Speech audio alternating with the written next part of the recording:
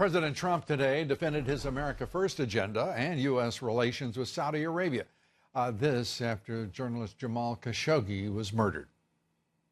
And I'm not going to tell a country that's spending hundreds of billions of dollars and has helped me do one thing very importantly, keep oil prices down so that they're not going to $100 and $150 a barrel. And I'm not going to destroy the economy for our country by being foolish with Saudi Arabia.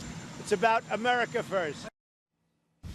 And joining me now to take up the president's response and his strong leadership, as well as the upcoming G20 summit between President Trump and President Xi Jinping, Christian Whiton. He is the former State Department senior advisor in the Trump and George W. Bush administrations, and Fred Fleitz, former chief of staff for the National Security Council and incoming president and CEO of the Center for Security Policy. Fred, great to have you with us. And Christian, good to have you with us. Let me begin, Christian, with you. The national left-wing media is going nuts, as they always do, no matter what the president says or the way in which he says it, on the issue of maintaining a steadfast relationship with Saudi Arabia. Your thoughts?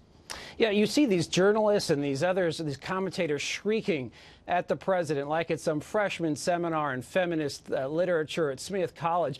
I mean, this is the man who's charged with defending the United States, who has to weigh very important things. What they would have him do, turn our backs on Saudi Arabia, the same way, incidentally, Jimmy Carter turned his back on the Shah of Iran, 1979. What did we get? Oh, you know, the Shah had some civil rights violations, but instead you get the Islamic Republic of Iran, huge human rights violators, huge problem for the United States, even decades later. That's exactly what these people are preaching. We turn our back on Saudi Arabia, the country that spends $70 billion a year on defense, 3 times what Israel spends, mostly defending against Iran.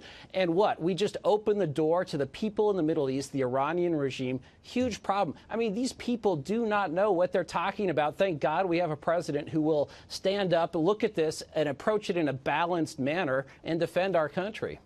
Fred, you work for this administration and for this national security advisor. Your outlook on the president's position here? Well, Lou, good to be here. Look, being a good president is hard.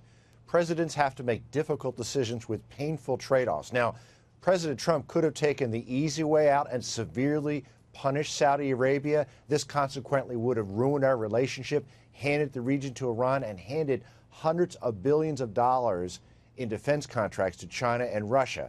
That might have felt good in the short term, but that would have been a disaster for the region. I agree with Christian. It really would have handed the region to Iran, and it would hurt the American people. And that's what America First is about. We shouldn't be striking international deals that might feel really good, but hurt the American people and hurt the American workers. So this is why we like the Iranian nuclear deal, decisions. For example? I think that's a very good example, and I'm so happy that the president pulled out of this deal this year. I think it's one of his major foreign policy accomplishments. One of the things about this president, whether it's foreign policy, economics, trade, whatever it may be, he is talking straight to the American people.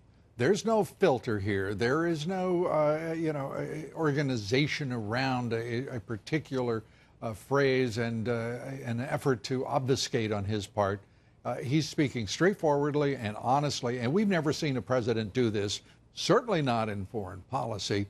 In domestic policy, yes, but to the degree to which this president, Christian, he speaks so plainly and communicates exactly what he's thinking. There's no reason for him to be misunderstood. I think that's exactly right, and I encourage all of your readers to look at what the president actually wrote. It's very common sense about how we are concerned that Khashoggi, this person, not a U.S. citizen, not actually a reporter, more of a columnist, more of an Islamist, but we're concerned with his murder, and we've sanctioned 17 Saudi nationals for their involvement, but we have bigger fish to fry. But also, if you look at the president's direct communications, it really comes across in this statement, came across in his letter to Kim Jong-un, the North Korean dictator, canceling the first Singapore summit. And that's what the media really hates here. Donald Trump, a conservative, has figured out a way to talk to the American people like Ronald Reagan had figured out a way to talk to them without going through the filter of the left-wing media. And that has them incensed. That is unforgivable to them. And Fred, with the upcoming meeting that will be held at G20, at the G20 summit with Xi Jinping. The stakes are very high.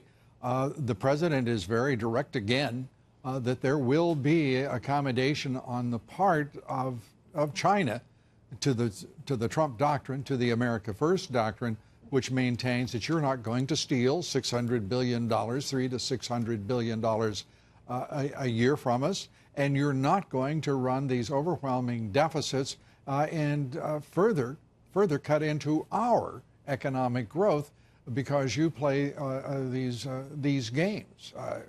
What do you expect from that meeting? Or is it too soon? Many presidents have said they want a good relationship with China. They want free, fair, and balanced trade. They want China to stop intellectual property theft.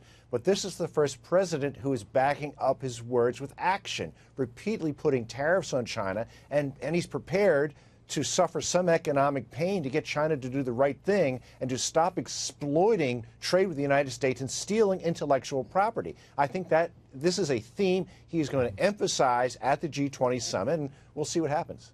All right. Well, one of the things that would be helpful, it seems to me, in this is for the White House to expand its education program for the American media so that they can better understand what's at stake here and why it's necessary that he lead the international community on balancing global trade. Thank you both. Fred Fleitz, Christian Whiton. Thank you, gentlemen. Appreciate it.